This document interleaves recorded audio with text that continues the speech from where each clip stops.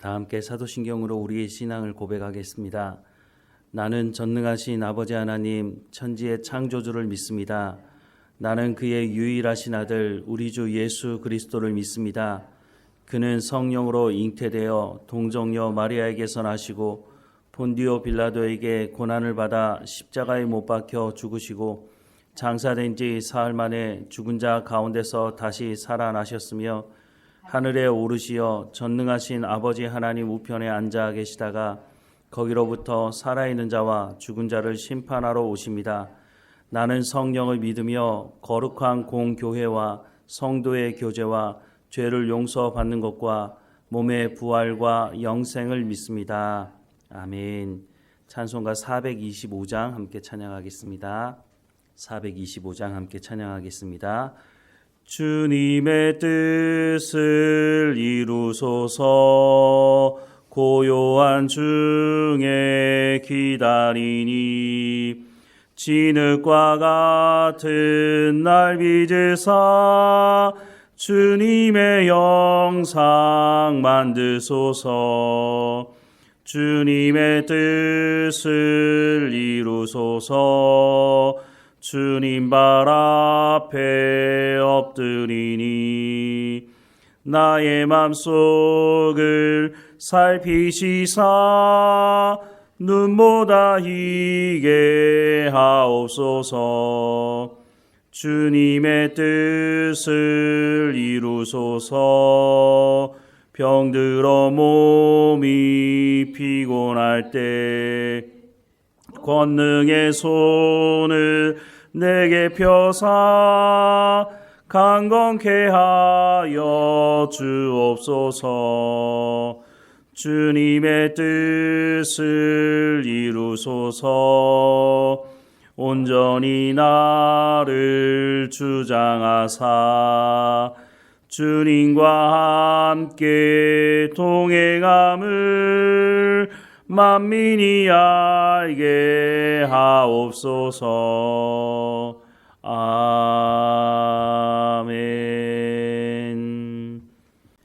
오늘 하나님께서 우리에게 주시는 말씀은 고린도후서 10장 1절부터 18절까지 말씀입니다. 고린도후서 10장 1절부터 18절까지 말씀 우리 함께 읽겠습니다. 너희를 대면하면 유순하고 떠나 있으면 너희에 대하여 담대한 나 바울은 이제 그리스도의 온유와 관용으로 친히 너희를 권하고 또한 우리를 육신에 따라 행하는 자로 여기는 자들에게 대하여 내가 담대히 대하는 것 같이 너희와 함께 있을 때에 나로 하여금 이 담대한 태도로 대하지 않게 하기를 구하노라.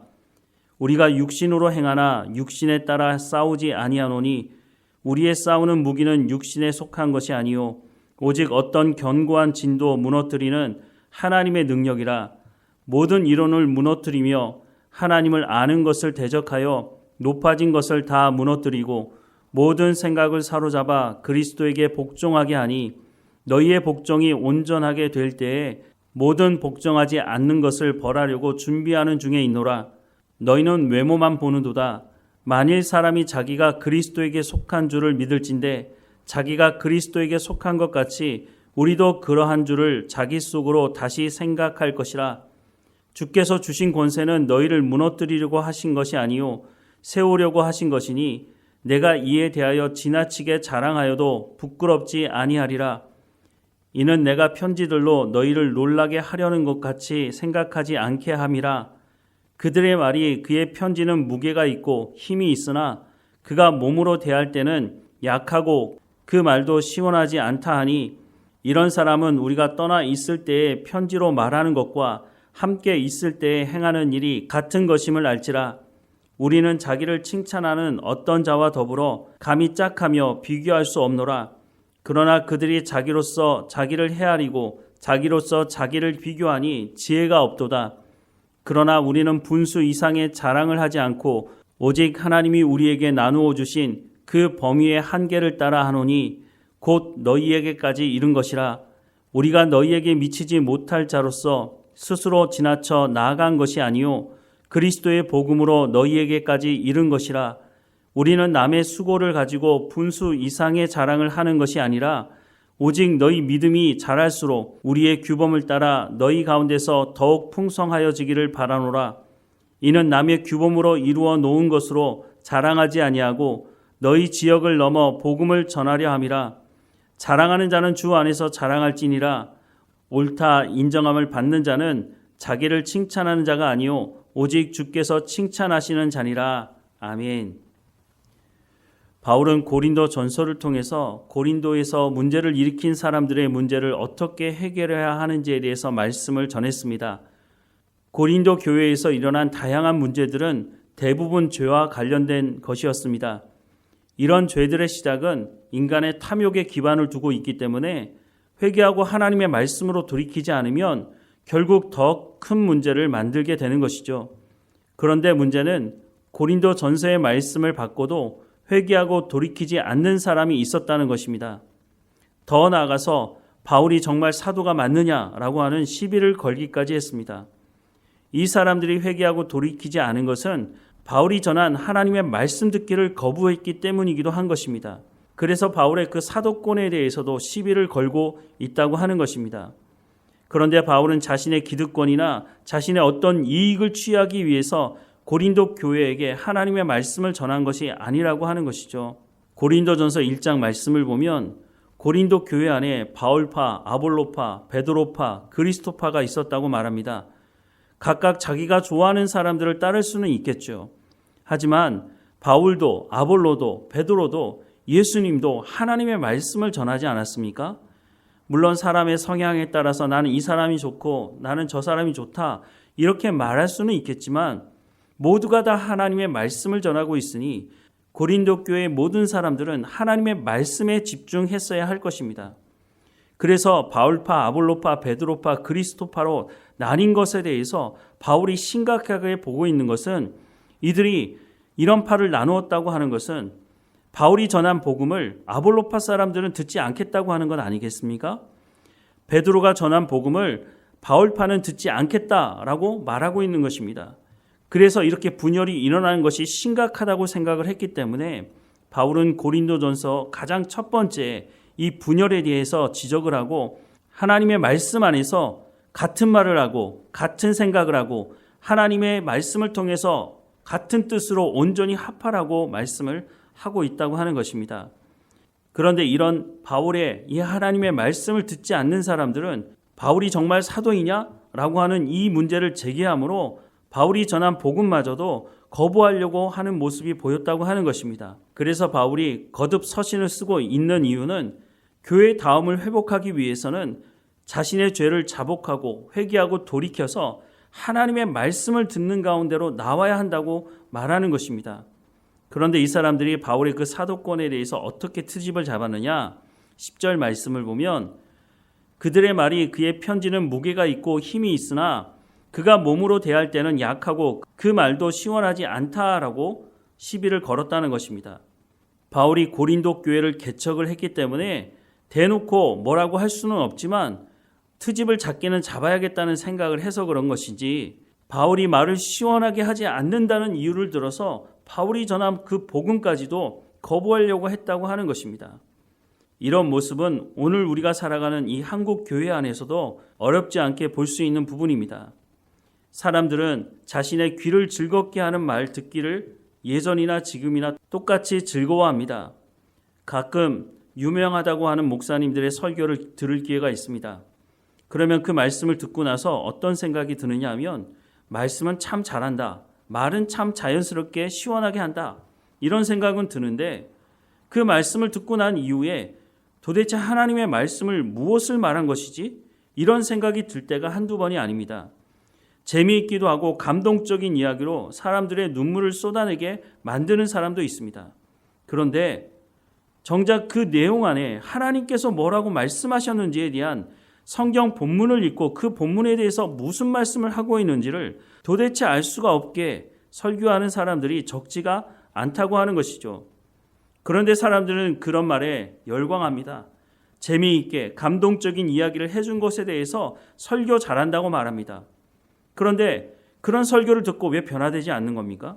하나님의 말씀이 전해졌는데 감동받았다고 말하고 재미있다고도 말하면서 왜 그 삶은 변하지 않는 것이냐 하는 것입니다. 결국은 하나님의 말씀이 전해지지 않았다는 것이죠. 아니면 하나님의 말씀을 전했더라도 듣지 않았다고 하는 것이죠. 어디에선가 분명히 문제가 있기 때문에 내가 하나님의 말씀을 들었다고 말하면서도 내 삶이 변하지 않는 것은 어디에선가 분명히 문제가 있었다고 하는 것이죠.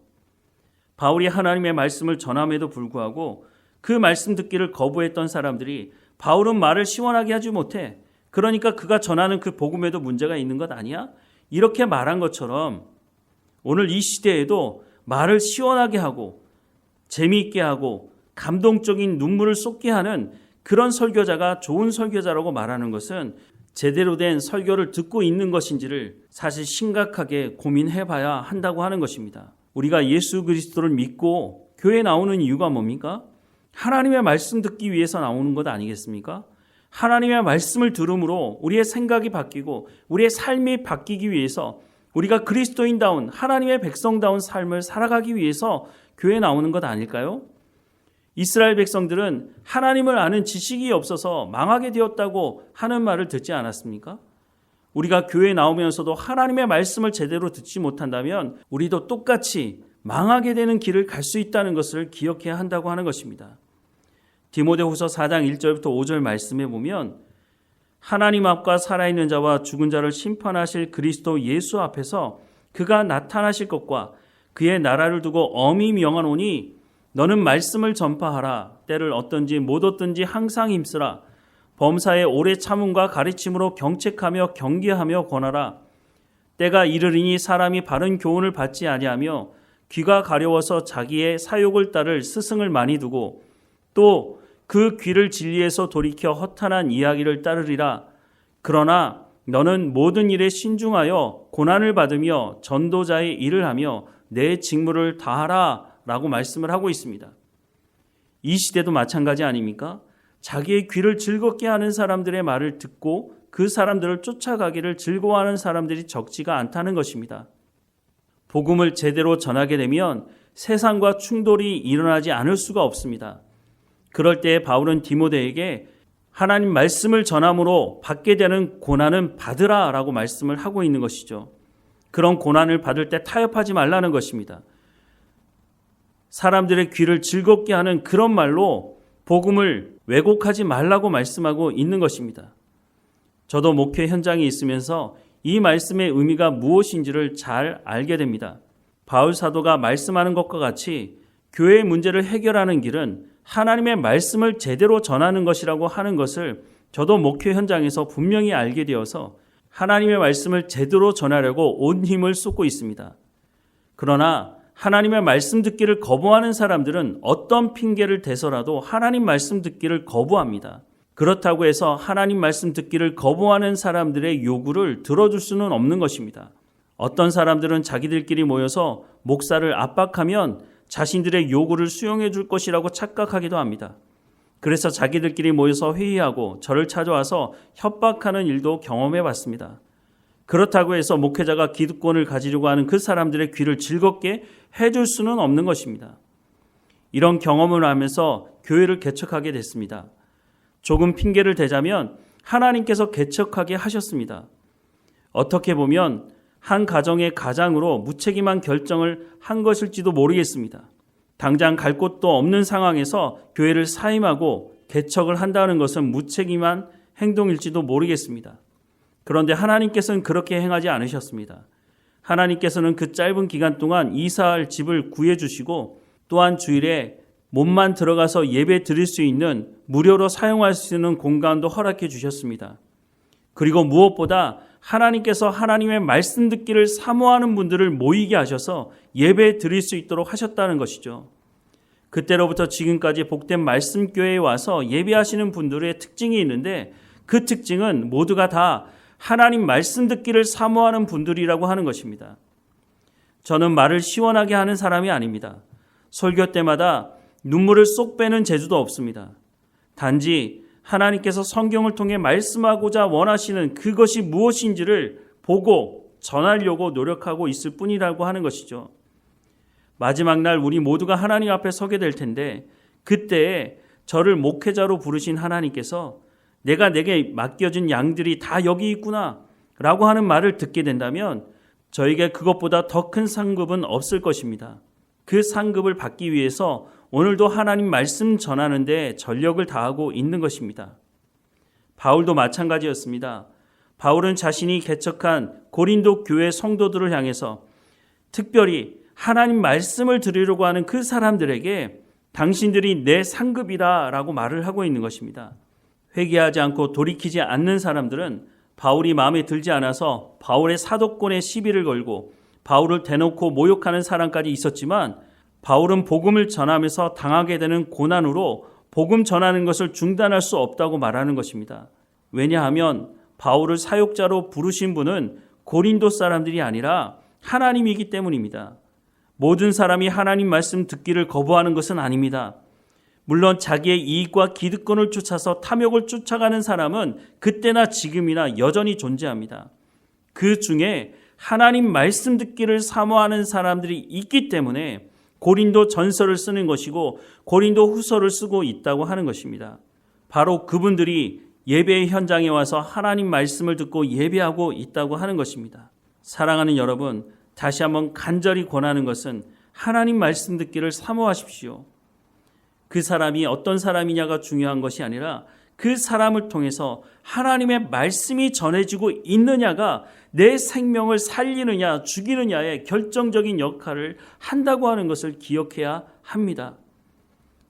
그 사람이 외모적으로 잘 생겼느냐, 그 사람이 말을 잘하느냐, 더듬거리느냐, 그것이 중요한 것이 아니라 그 사람을 통해서 하나님께서 말씀하시느냐, 그 사람의 입을 통해서 하나님의 말씀이 전해지고 있느냐, 이것이 가장 중요한 문제라고 하는 것입니다. 하나님의 말씀을 듣지 않으면 우리의 생각이 바뀌지 않습니다. 하나님의 말씀을 듣지 않으면 우리의 삶이 변화되지 않는다고 하는 것입니다. 그러니 오늘 우리 가운데 말씀하시는 그 하나님 앞에 나가서 성령의 충만함을 구하고 하나님 내게 말씀하십시오. 저는 듣고 순종하겠습니다. 라고 할 때에 우리가 하나님의 나라에서 칭찬 듣는 하나님의 백성이 될 수 있을 것입니다. 우리 모두가 이 자리에 나가는 삶이 되기를 주님의 이름으로 축원합니다. 기도하겠습니다. 사랑하는 하나님, 우리 가운데 하나님 말씀 듣기를 사모함으로 살아가는 삶이 될 수 있도록 오늘도 성령의 충만함을 허락해 주옵소서. 이 시대를 분별할 수 있도록 하나님의 말씀을 통해 하나님을 아는 지식을 가지고 하나님의 뜻을 이루어가는 삶을 살아갈 수 있도록 내 이익과 내 탐욕을 쫓아가는 삶이 아니라 하나님께서 말씀하실 때 내 죄가 드러난다면 그것을 회개하고 돌이킬 줄 아는 지혜로운 사람이 될 수 있도록 은혜를 허락해 주옵소서.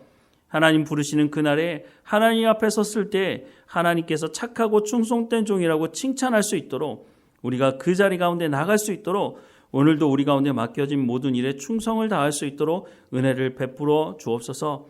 하나님, 우리의 연약함을 고백하오니 하나님의 은혜 없이는 우리가 단 하루도 온전히 살아갈 수 없는 사람임을 고백합니다. 하나님의 은혜를 부어주시고 하나님과 동행하게 하옵소서. 우리를 인도하실 하나님께 감사드리고 예수님의 이름으로 기도드립니다. 아멘.